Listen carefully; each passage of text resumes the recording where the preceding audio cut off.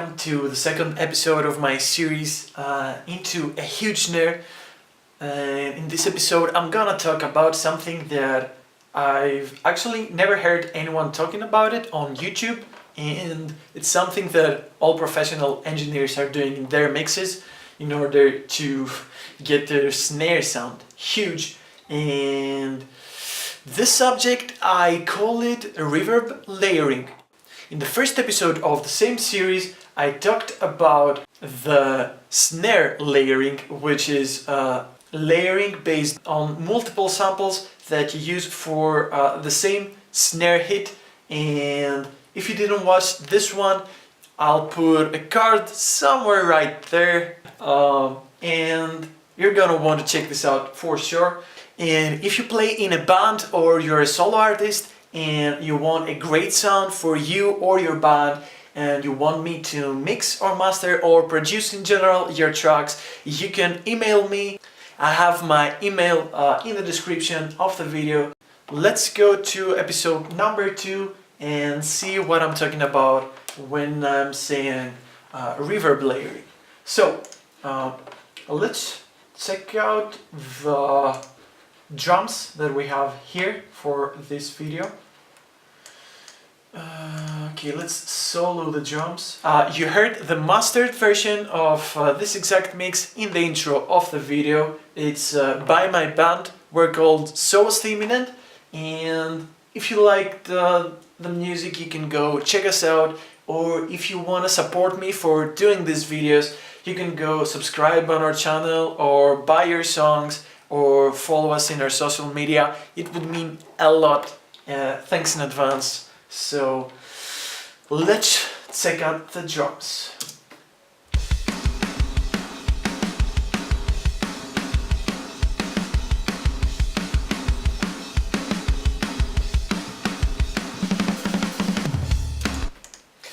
Okay, so these are the drums. So I want to talk a little bit about acoustics and the physics of the thing, because it's important to know what is happening in the real world besides what is happening inside our computers and stuff. So what I want to say is that you're getting into a room, into a recording room, and you're hearing a drummer playing and he's hitting the snare. And when you're inside the same room with the drummer that is playing, you're listening to the snare and you think it sounds huge and it sounds big, it sounds organic, it sounds real, because it is real, and you're listening to him from a distance. You never take your head and put your ear like that into snare drum, because that will first of all probably let you deaf. And this is not how we actually listen to somebody playing in any situation.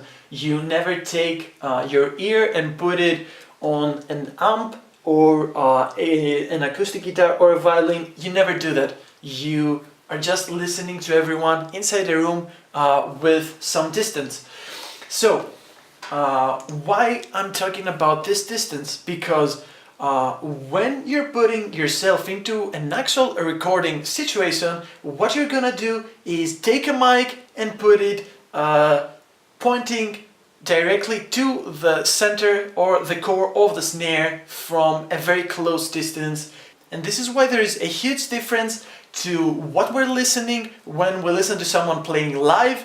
And so we need to take in account those parameters, those factors that I just talked about, in order to make even programmed or triggered snares to sound like real, to make them sound organic and make them sound huge and big as well.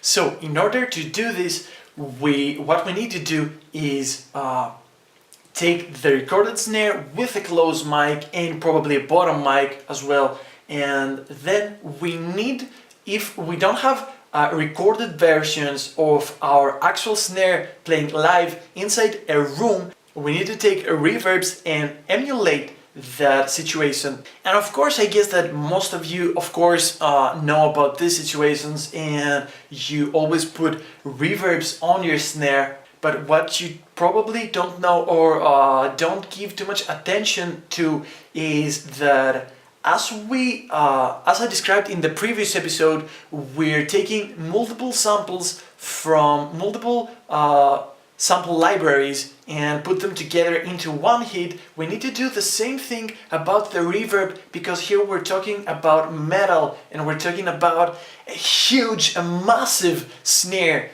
So exactly as you've layered your snare with multiple samples that sound vastly different the one with the other, you need to do the same exact thing with the reverbs in order to make your sound, in order to make your snare bigger and bigger. So let's see exactly what I mean by this. So we'll listen to the drums that I have here, and now I'm gonna show you the reverb channels that I have for the snare.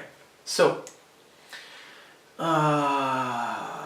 okay, so those drums are real, they were recorded by our drummer, and I've also programmed his exact performance. In here I have the audio tracks, and I also bounced with them the reverbs that came together with my sample libraries. So I've dedicated this room mic to the snare only because Superior Drummer gives me the ability to do so. And then I have a second track, which is again a room mic but recorded far from the drum kit. As you can probably see here in the title, it says far and near. So let's take a listen to the difference between those two.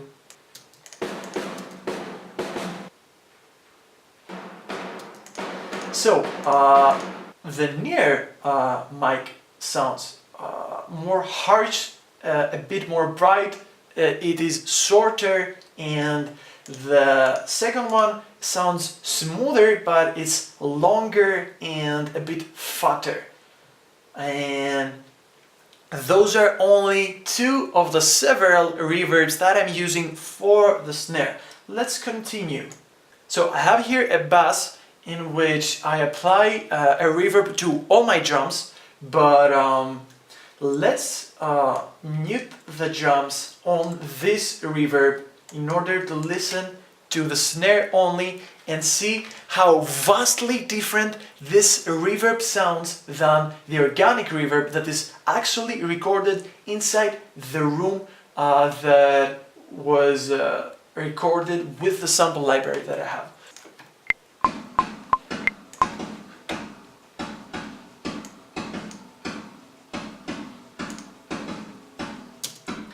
So this is a reverb that I've loaded, it's an IR reverb, and you see, or you actually hear, how vastly different, as I said, it sounds from the other reverbs.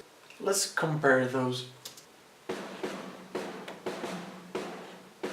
And those are the two together. And let's compare it to the IR again.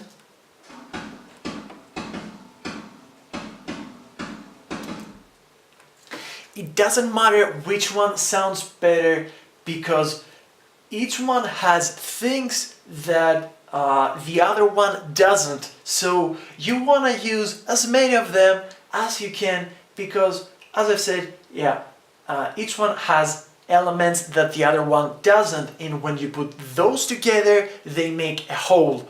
Okay, and as I've said, on this pass I was sending all the jumps, but the snare is in it as well, so it's a reverb for the snare as well as for the other drums. And let's go to the last snare that I have, which is exclusively for my snare, and again it's an IR reverb, and let's take a listen to this one as well.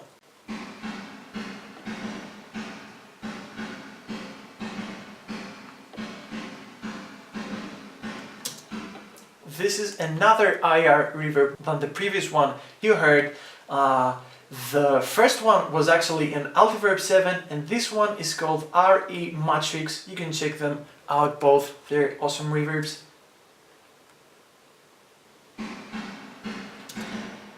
So, okay, let's compare now the two IR reverbs, the one with the other.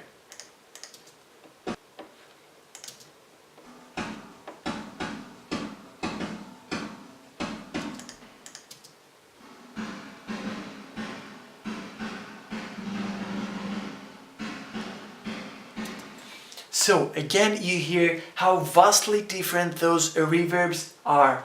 Every plugin has a sound of its own which is slightly different than the other, because every plugin is digital and it doesn't work like the real thing. So in order to get to the real thing, you need to take multiple things and put them together, because every plugin is missing something, and every plugin gives you something that another one doesn't. And I'm gonna do more episode on this series, and I'm gonna uncover secrets for you that most producers do not share with the world. So if you found this video informative, subscribe to my channel and be sure to hit the bell button in order to get notified for those videos, because I'm uploading one each week and they're gonna come fast. Also, if you have any questions, please ask. I will gladly answer to you, because I know that some of the stuff I'm saying might not be as clear as I want them to be. Be sure to also follow me on my social media. I also have links below. Till next time, hope you're fine. We'll talk again really soon. Goodbye.